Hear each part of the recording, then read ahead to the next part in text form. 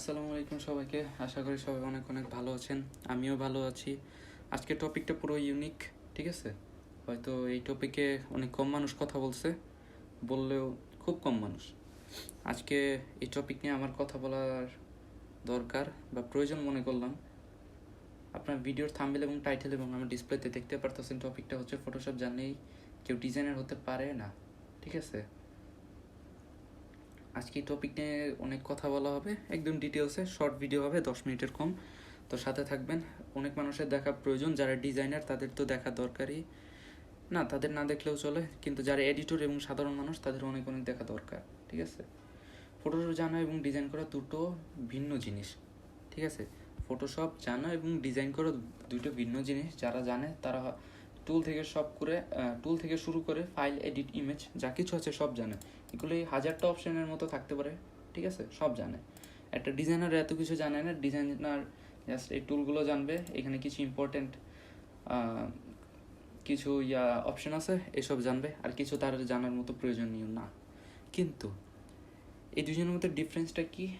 একজন ছবি এডিট করতে পারে, লাইক এই ছবিটা, অথবা এখানে আপনি দেখতে পারতেছেন এই যে ছবি, ঠিক আছে?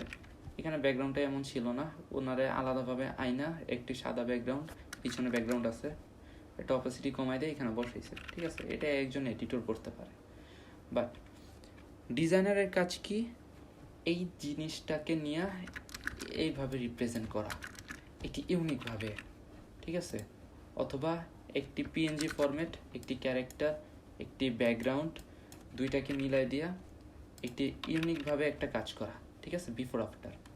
অথবা আমি আমার থাম্বনেলে যেটা করছি, আমি এই ছবিটাকে নিয়ে একটি ইউনিকভাবে প্রেজেন্ট করার ট্রাই করছি। এটা হচ্ছে ডিজাইনের কাজ, এটা হচ্ছে এডিটরের কাজ। এখন যদি আরও ক্লিয়ারলি বুঝাইতে চাই, এডিটর কারা, ডিজাইনার কারা? আপনি আপনার এলাকার সুনামধন্য একটি স্টুডিওতে যাবেন যেখানে ছবি তোলা হয় এবং ছবি এডিট করা হয়। আপনি এখানে কিছু জিনিস লক্ষ্য করবেন, তাদের হাত অনেক ফাস্ট, অনেক, ঠিক আছে? আমাদের ডিজাইনারের যদি একটি ব্যাকগ্রাউন্ড রিমুভ করতে 10 মিনিট লাগে, তাদের লাগবে 1 মিনিট, ঠিক আছে? তাদের হাত এতই ফাস্ট, তাদের কিবোর্ডে আপনি যদি খেয়াল করেন, তারা কিবোর্ডে চাপতে চাপতে বা ঘষা খাইতে খাইতে তাদের যে লেখা সব মুছে গেছে, ঠিক আছে?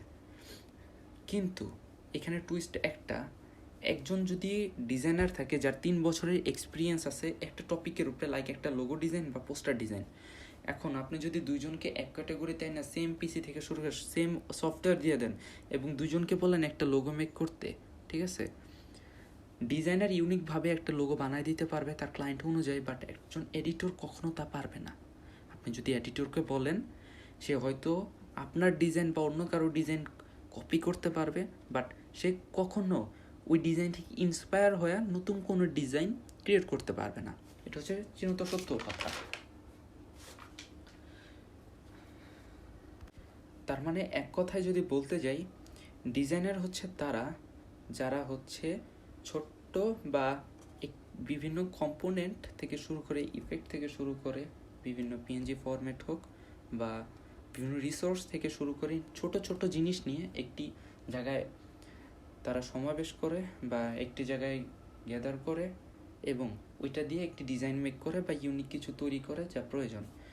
আর এডিটর যারা একটি জিনিসের উপরেই বারবার কাজ করে, লাইক যারা এডিটর তারা কী কী কাজ করতে পারবে? ব্যাকগ্রাউন্ড চেঞ্জ করতে পারবে, কালার ক্রিয়েশন করতে পারে, কোনো প্রোডাক্টের কালার চেঞ্জ করতে পারবে। হয়তো একটা বল নীল আছে, বল অথবা পানির বোতল নীল আছে, ওইটাকে লাল করতে পারবে। তারা এইসব কাজ ছাড়া আর কিছুই পারবে না, ঠিক আছে?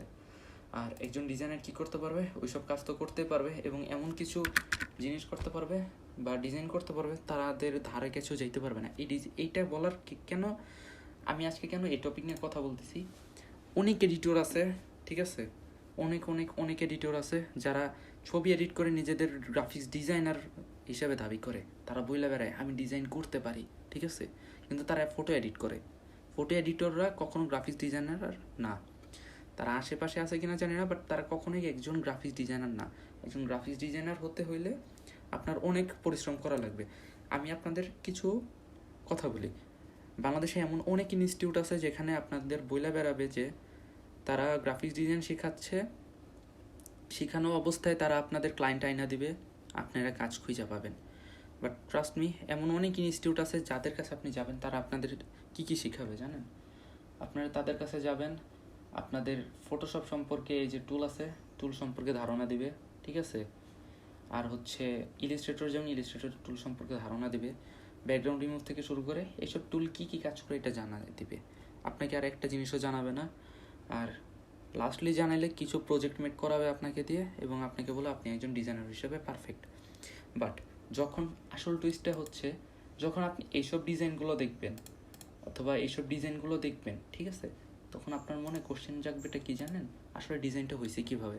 কারণ আপনাকে ওই জায়গায় বলা হয় নাই নিয়ন কীভাবে করে, আপনাকে ওই জায়গায় বলা হয় নাই রিসোর্স কই থেকে পাইছে, আপনাকে বলা হয় নাই এই যে এগুলো যে ইমেজ আছে এটা তো সোজা ছিল, এটা বেঁকা কীভাবে হয়েছে, বা ফ্রন্ট কই থেকে আসছে, এই ফ্রন্টটা এভাবে কেন কীভাবে করলো, ঠিক আছে? এসব আপনাকে কখনোই জানানো হবে না।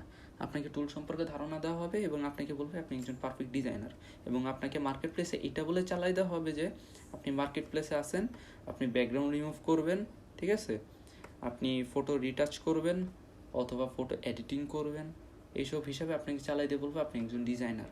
বাট একজন ডিজাইনার বলতে কি আপনাকে ওই সব ধরনের কোনো আইডিয়াই দিবে না, ঠিক আছে? আপনি ফ্রিল্যান্সিংয়ে ঢুকবেন, বাংলাদেশে তো এমনি এখন যে ক্রেজ, ঠিক আছে, এর জন্য অনেক বেশি ক্রেজ। আপনি ফ্রিল্যান্সিং, ফাইবার, আপওয়ার্ক যা কিছু আছে, ঠিক আছে, প্রত্যেকটাই ঢুকলেন, ঢোকার পরে আপনাকে অ্যাকাউন্ট খুলে দিল তারা, এবং তা আপনাকে বলল আপনি একটা ক্যাটাগরি নিয়ে কাজ করবেন, আপনি অন্য ক্যাটাগরি নিয়ে কাজ করবেন না, অন্য ক্যাটাগরি নিয়ে কাজ করলে আপনার আইডি রিচ পাবে না, এরকম অনেক কথা বলবে। বলার পরে যখন আপনি ফাইবারে কাজ করবেন এবং আপনাকে বলবে যে আপনি ব্যাকগ্রাউন্ড রিমুভ নিয়ে কাজ করেন, দেখেন ব্যাকগ্রাউন্ড রিমুভ নিয়ে কত মানুষ কাজ পেয়েছে, 1,000, 2,000, 3,000 মানুষ কাজ পাইছে, ঠিক আছে, $20-30 করে কাজ করতেছে, আপনাকে বলবে। এবং আপনি হয়তো 15-20 দিন পর একটা কাজ পেয়েও যেতে পারেন, বাট আপনি কখনো একটা ডিজাইনার হইতে পারবেন না, কারণ ব্যাকগ্রাউন্ড রিমুভ করা একটা মোবাইলও সম্ভব, ফ্রিল্যান্সিং মোবাইলও তখন করা যাবে, কিন্তু আপনি ডিজাইনার হতে পারবেন না। এমন অনেক মানুষ আছে বইলা বেড়াবে মোবাইলে ডিজাইনিংয়ের কোর্স করুন, বিশ্বাস করেন ওগুলো সব ফেক। আপনাদের ওই যে ব্যাকগ্রাউন্ড রিমুভ থেকে শুরু করে ওই ফটো রিটাচ হ্যান ওগুলি শিখিয়ে দিবে, আপনি কখনো ভেক্টর করতে পারবেন না। আপনি যদি ভেক্টর করতেও পারেন, ইলিস্ট্রেটরে যেরকম প্রফেশনাল ভেক্টর মানে মানুষ আছে, ওগুলি করবেন না, আপনাকে বলবে যে আপনাকে মোবাইল দিয়ে আপনি ফ্রিল্যান্সিং করতে পারবেন। যখন ফটোশপ থেকে শুরু করে ইলিস্ট্রেটরে এত প্রফেশনাল মানুষেরা মার্কেট প্লেসে কাজ করতেছে, তখন আপনার মোবাইলের লো কোয়ালিটির একটা ডিজাইন কীভাবে ট্রেন্ডে যাবে এটা আপনার ভাবা দরকার। আর আজকে টপিক নিয়ে কেন কথা বলার, ওইটা তো আমি আগে বললাম, এডিটররা কখনো ডিজাইনার না, ডিজাইনাররা এডিটর হইলে হইতে পারে, বাট ডিজাইনারদের ক্যাটাগরি পুরো আলাদা।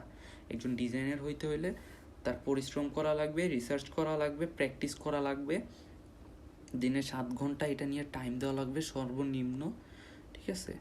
এটাই আজকের জন্য এতটুকুই। আশা করি ভালো থাকবেন, সুস্থ থাকবেন। আল্লাহ হাফেজ।